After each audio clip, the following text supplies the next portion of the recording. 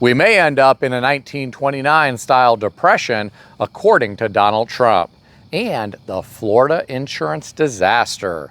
Today, I read an article on yahoo.com put out by Business Insider titled, "Owning a home in Florida is a huge gamble. Some people are starting to question whether it's worth it." According to the authors, some weigh whether homeownership is worth it given the high cost of both insurance and homes. The authors referenced a woman who is paying $7,000 per year for flood and hazard insurance. This same person owns a cabin in North Carolina where she only pays $700 per year. Here are my thoughts. I once considered buying a property on Fisher Island in Florida. When I looked at the property and cost of insurance, I decided it would only make sense to self-insure. In retrospect, I wish I would have purchased that property because homes on Fisher Island have continued to go up in value. Right now, it has the highest per capita income of any area in the United States. I know someone who owns a property in Florida, and he also self-insures. As long as you can pay cash for the property, you don't need to have insurance on it. You just need to be prepared for the unknown, which could be expensive at some point. I feel bad for retired people in Florida on a fixed income who have seen their cost of living increase dramatically because of insurance and expensive HOA fees. I don't think either are going to get better anytime soon. Some owners may get hit hard by HOA fee increases in the years to come. I was just in Florida last week, and I stayed right on the ocean. After a day or two, it's just the ocean and sand. No big deal. I'm not one for heat and sun. I've never understood people who coat their entire bodies in sunscreen just so they can go lay in the sand all day and get baked by the sun like an egg in a frying pan. Then they come inside and have to wash all that suntan lotion off their skin. And no matter how careful you are, you get sand inside the house. Unless you have a cleaning person, it becomes a constant chore to deal with removing the sand from just about everything. I read another interesting story today about what's going on in Florida. I read this on foxbusiness.com, written by Kristen Altus, titled, "Ryan Serhant warns Florida's insurance mess is one of the greatest crises people will see." According to the author, data released by Insurify, an online insurance comparison website, showed a household's insurance rate surged nearly 20% between 2021 and 2023, with an additional 6% expected before the year's end. Here are my thoughts. As I said earlier, I feel bad for retired people on a fixed income in Florida, many of whom can't afford to see these increases.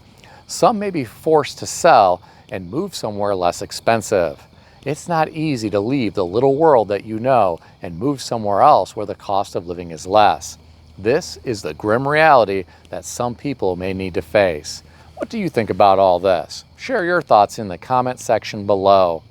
This next story is about someone who will never need to worry about how expensive it is to live in Florida. I read this story on yahoo.com, put out by Live Now, and written by Stephanie Weaver, titled, "Bill Gates no longer among 10 wealthiest billionaires in the world. Here's who made the list." According to the author, nearly 2 decades ago, starting in 1990, Bill Gates ranked as either the richest or second richest person on the annual Forbes 400 list of America's wealthiest people. He has fallen to number 12 on the list this year.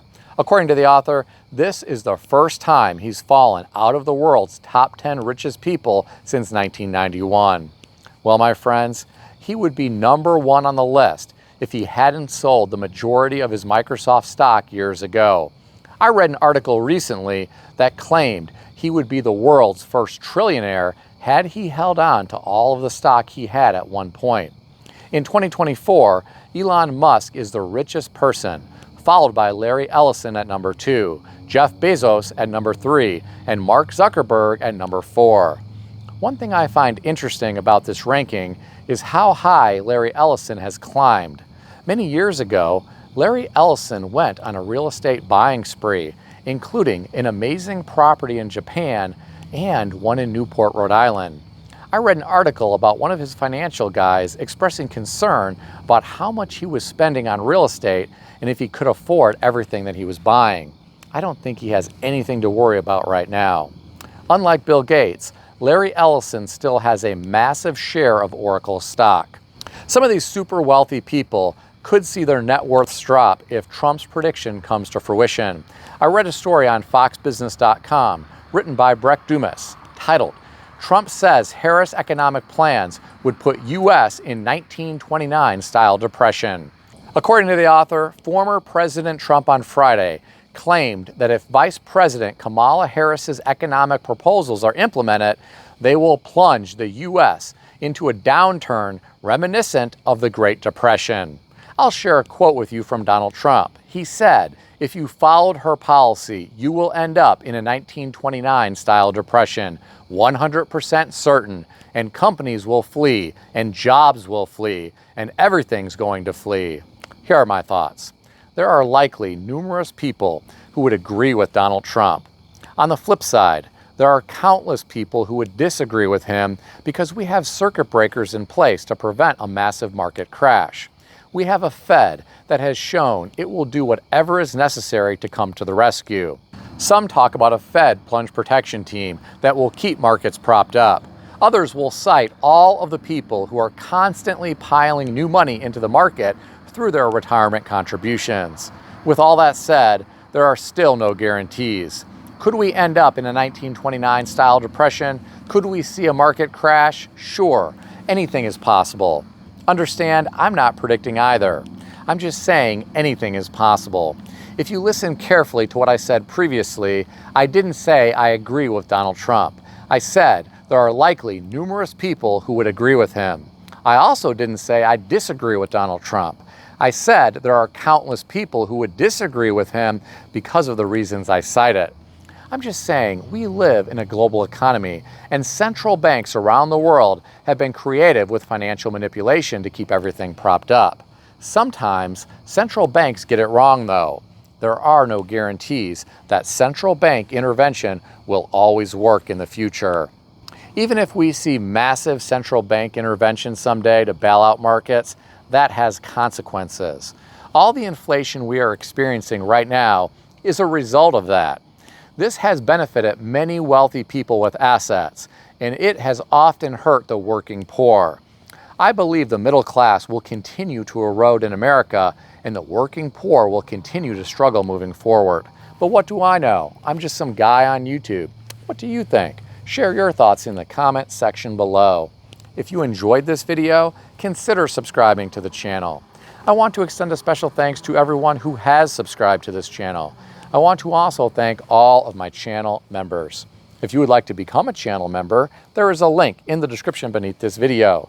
You can read more about the different membership levels. Please also check out some of the great books that I suggest you consider reading in the description below. I've included Amazon affiliate links to these books.